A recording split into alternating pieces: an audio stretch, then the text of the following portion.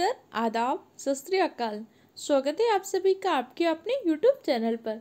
आप सबके CTET exam के लिए चाइल्ड डेवलपमेंट एंड पेडागोजी की एक बहुत ही इंपॉर्टेंट क्लास लेकर आई हूँ। आज की क्लास में हम विकास के पक्ष क्या क्या होते हैं, विकास की अवस्थाओं के बारे में डिस्कस करेंगे। इस टॉपिक से 1 या 2 नंबर के क्वेश्चन हर बार के एग्जाम में पूछे गए हैं, तो टॉपिक आप सबके लिए बहुत ही इम्पोर्टेंट है। और आप सबको पता है कि अगर आपको सीटेट का एग्जाम निकालना है तो आपको चाइल्ड डेवलपमेंट पेडागोजी में बहुत अच्छी पकड़ होनी चाहिए।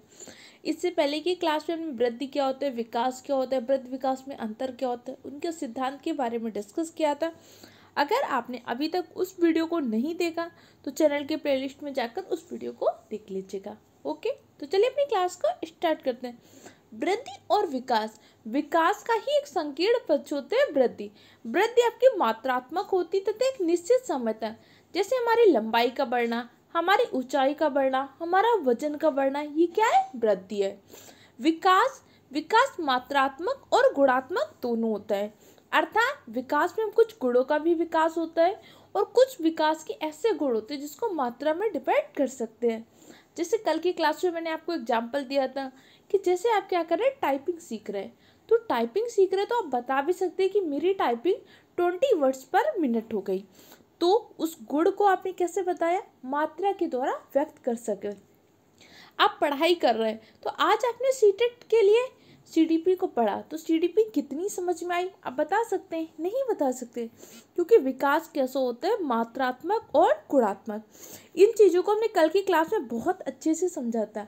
अगर आपने कल की क्लास को नहीं देखा तो चैनल के प्लेलिस्ट में जाकर उस क्लास को जरूर देख लीजिएगा। अब हम विकास के पक्ष, मैंने आपको बताया था विकास के मुख्य रूप से 4 पक्ष होते हैं जिनको अलग अलग पार्ट में डिवाइड कर देते हैं। शारीरिक विकास, शारीरिक विकास में हम शरीर के समस्त अंगों के विकास के बारे में डिस्कस करते हैं। जैसे मैंने आपको बताया था कि भाई हमारी लंबाई में वृद्धि हो रही, हमारी ऊंचाई में वृद्धि हो रही, हमारे वजन में वृद्धि हो रही है, ये सब हमारे कैसे शारीरिक विकास के अंतर्गत आते हैं। नेक्स्ट कौन सा विकास होता है, भाषाई विकास। भाषाई विकास आपके संज्ञानात्मक विकास के अंतर्गत आता है। संज्ञानात्मक विकास का तात्पर्य क्या होता है, कई बार जैसे आप न्यूज़पेपर पढ़ते हैं तो एक शब्द आपने पढ़ा होगा, इस मामले को उनके संज्ञान में लाया गया, अर्थात उनकी जानकारी में लाया गया, उनके नॉलेज में लाया गया। तो जहाँ भी आपको सीडीपी में संज्ञान शब्द दिखेगा उसका मतलब आप समझ लेना ब्रेन, यहाँ पे क्या हो रहा है, मस्तिष्क, दिमाग के बारे में बात की जा रही है। तो संज्ञानात्मक विकास, तो एक बार क्वेश्चन पूछा गया था कि भाषाई विकास किसका भाग है, तो भाषा के अंतर्गत क्या हो रहा है कि हमारे लॉजिक का विकास होगा ना। लॉजिक का विकास जुड़ा किससे होता है, ब्रेन से। तो भाषाई विकास हो गया, आपका मानसिक विकास हो गया, ये सारे विकास के अंतर्गत आएंगे। तो ये आपके संज्ञानात्मक विकास के अंतर्गत आएंगे। किसी भी बच्चे का भाषाई विकास कैसे होता है, सबसे पहले बच्चा क्या करता है, सबसे पहले बच्चा कुकिंग सीखता है। कुकिंग का मतलब क्या होता है, जैसे छोटा बच्चा होता है वो चिल्लाता रहता है, छोटा जो बच्चा होता है। अब जब देखेंगे 1 या 2 माह का बच्चा होता है वो ऑल टाइम क्या होता है, रोता रहता है। उसे भूख लगती है तो भी रो रहा होता है, उसने बिस्तर गीला किया होता है तो भी रो रहा होता है। सीडीपी को जब आप एग्जाम्पल से समझेंगे तभी समझ में आएगा। तो जैसे मैंने कहा कि एक छोटा बच्चा, तो आपके माइंड में कोई बच्चे की इमेज होनी चाहिए कि देखते हैं ना, छोटा बच्चा जब बहुत छोटा होता है तो सिर्फ रोता रहता है, धीरे धीरे क्या करना शुरू करता है, कुकिंग के बाद बबलिंग करता है। बबलिंग का तात्पर्य क्या होता है, बलबलाना। बलबलाने का मतलब वो छोटे छोटे वर्ड्स बोलता है।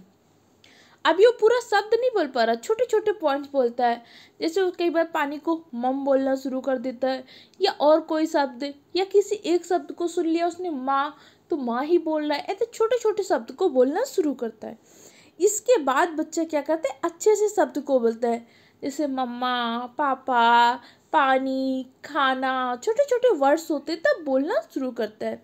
तो बच्चे का भाषाई विकास का प्रक्रिया क्या होती है, सबसे पहले बच्चा क्या करता है, कुकिंग करता है, उसके बाद बबलिंग करता है, तब वर्ड्स को बोलता है। क्लियर हो क्या, ये पॉइंट समझ में आया कि नहीं आया। और भाषा विकास में बच्चे सबसे पहले कौन सी भाषा सीखते हैं, बच्चा अपनी माँ की, उसके माँ की जो भाषा होती है, उसके घर परिवार की जो भाषा होती है वो होती है इसकी मातृभाषा। हमारे एनसीएफ में भी क्या किया गया, त्रिभाषा सूत्र की बात की गई है। त्रिभाषा सूत्र क्या होता है, पहली हमारी मातृभाषा होगी, फिर प्राथमिक भाषा होगी, फिर द्वितीयक भाषा होगी। समझिए कैसे, जैसे अब बच्चे का जन्म हुआ है कि एक बिहारी परिवार में, तो वहाँ पे हो सकता है उनकी मातृभाषा क्या हो, भोजपुरी। अब उनकी मातृभाषा भोजपुरी है, लेकिन बच्चा स्कूल में गया, स्कूल में सब्जेक्ट कैसे पढ़ाया जा रहा है, हिंदी में पढ़ाया जा रहा है। इसके बाद उसने एक और लैंग्वेज सीख ली, वो लैंग्वेज कौन सी सीख ली, इंग्लिश। तो ये क्या हो गया, त्रिभाषा। कहा गया है कि बच्चों को शिक्षा में कैसे देनी है, त्रिभाषा में देनी है। और प्राथमिक स्तर तक बच्चों को शिक्षा उनकी मातृभाषा में देने का प्रयास करना है। सरकार को कहा गया है कि अगर पॉसिबल हो सकता है तो प्राथमिक स्तर तक बच्चों को शिक्षा उसकी मातृभाषा में देने की कोशिश करनी है।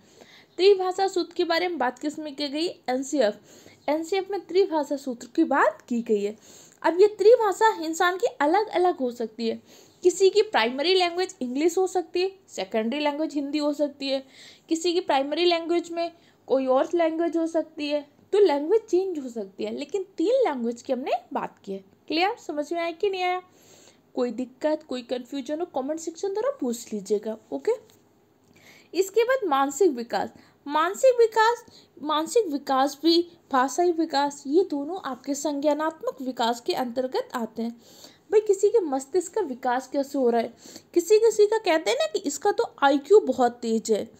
आईक्यू तेज का मतलब क्या होता है, वो बच्चा प्रतिभाशाली है, वो चीज़ों को कम टाइम में समझ पा रहा है, वो जल्दी याद कर पा रहा है, उसका मानसिक संप्रत्यय अच्छा है। तो कहते हैं भाई ये बच्चा तो बहुत ही प्रतिभाशाली है, इसका आईक्यू बहुत तेज है, क्योंकि उसका मानसिक विकास तीव्रता से हो रहा है। आईक्यू का फार्मूला क्या होता है, बुद्धि लब्धि क्या होती है, इसको हम आईक्यू वाले चैप्टर में अच्छे से समझेंगे। अभी यहाँ पे समझ लीजिए मानसिक विकास मतलब उसका मानसिक संप्रत्यय कैसे, उसकी क्रिटिकल थिंकिंग कैसे है, वो चीज़ों को सोच कैसे पाता है, वो चीज़ों को अडॉप्ट कैसे करता है, ये सब उसका मानसिक विकास से जुड़ा होता है। अब मानसिक विकास को प्रभावित करने वाले भी अलग अलग कारक होते हैं, जिसे हम लर्निंग के चैप्टर में पढ़ेंगे। अगला क्या होता है, सामाजिक विकास। सामाजिक विकास या समाजीकरण होता क्या है, बायोलॉजिकल ह्यूमन से एक जैविक मानव से सामाजिक मानव बनने की जो प्रक्रिया होती है, वही हमारा क्या होता है, समाजीकरण। अब भाई जैविक मानव का मतलब क्या होता है, जैविक मानव जैसे एक बच्चे का जन्म होता है, ह्यूमन तो होता है, बहुत छोटा बच्चा होता है, तो उसे समझ होती है कि नहीं, कपड़ा पहने है तो पहने, नहीं पहने तो कोई बात नहीं है, जैसे मन कर रहा है, जहाँ मन कर रहा है, और रोने लगता है जो मन कर रहा है। उसे समाज की नहीं चिंता होती कि लोग क्या कहेंगे। जैसे एक छोटा बच्चा, अब उसे आप टॉय ले के लिए टॉय के शॉप में लेके जाइए, उस बच्चे को अगर कोई टॉय पसंद आ गया, अगर आपने नहीं दिलाया, तो बच्चा वहीं लेट लेट के रोगा, चिल्लाएगा, रोएगा, क्योंकि उसको ऐसी चिंता नहीं है कि समाज मेरे बारे में क्या बोलेगा, क्योंकि अभी क्या है, वो जैविक मानो, धीरे धीरे वो बच्चा बड़ा हो जाए। अब आप किशोरावस्था के एक बच्चे को लेकर जाइए, उसे कोई भी चीज़ पसंद आ गई, आप उसे नहीं दिलाएंगे तो गुस्सा करेगा, मन में नाराज हो लगा, लेकिन वहाँ पे फैल फैल के नहीं रोएगा। तो ये प्रक्रिया क्या हुई, एक समाजीकरण की प्रक्रिया है कि भाई समाज के नियम कानून जो मान्यताएं हैं उन सबको ग्रहण करते हैं, वो प्रक्रिया क्या होती है, हमारा समाजीकरण। तो इसके अंतर्गत क्या होता है, सामाजिक विकास होता है कि भाई हमें स्कूल में कैसे अपना व्यवहार रखना है, घर में कैसे व्यवहार रखना है, कहीं हम ऑफिस जा रहे हैं तो हमें कैसे कपड़े पहनने हैं, ये सारी चीज़ें सीखते हैं ना धीरे धीरे।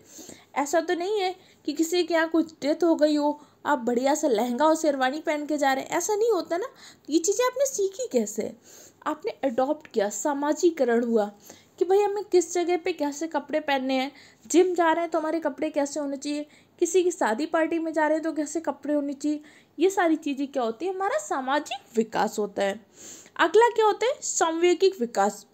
संवैगिक विकास का मतलब क्या होता है, हम अपने इमोशंस को कैसे बैलेंस करना है, कब हमें अपने इमोशंस को दिखाने हैं, कब कंट्रोल करना है।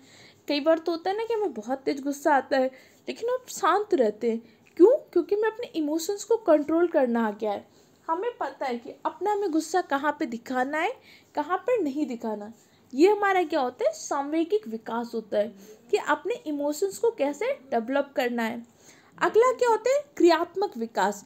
क्रियात्मक विकास आपके शारीरिक विकास का ही एक पक्ष है। शारीरिक विकास में हम क्या करते हैं, जैसे हम शरीर की क्रिया करते हैं, अपने शरीर के अंगों का नियंत्रण करते हैं कि भाई हम अपने शरीर के अंगों को कैसे चलाना है, कैसे बॉल को पकड़ना है, कैसे बड़ी बोरी को पकड़ना है। दोनों में डिफरेंस होता है कि नहीं होता। तो इसके लिए क्या होता है, हमारा क्रियात्मक विकास होता है। क्रियात्मक विकास किसका भाग है, तो शारीरिक विकास का ही भाग है। इसके अंतर्गत क्या होता है, दो कौशल आते हैं। इन दोनों कौशलों से अक्सर आपके एग्जाम में क्वेश्चन पूछता है। विकास के जितने भी पक्ष होते हैं, सभी पक्ष क्या होते हैं, आपस में अंतः संबंधित होते हैं। तो आज की क्लास में हमने विकास के पक्ष के बारे में डिस्कस किया। बाकी पॉइंट को कल की क्लास में डिस्कस करेंगे। वीडियो कैसा लगा इसका फीडबैक कमेंट सेक्शन द्वारा दीजिए। चैनल को सब्सक्राइब कर लीजिएगा।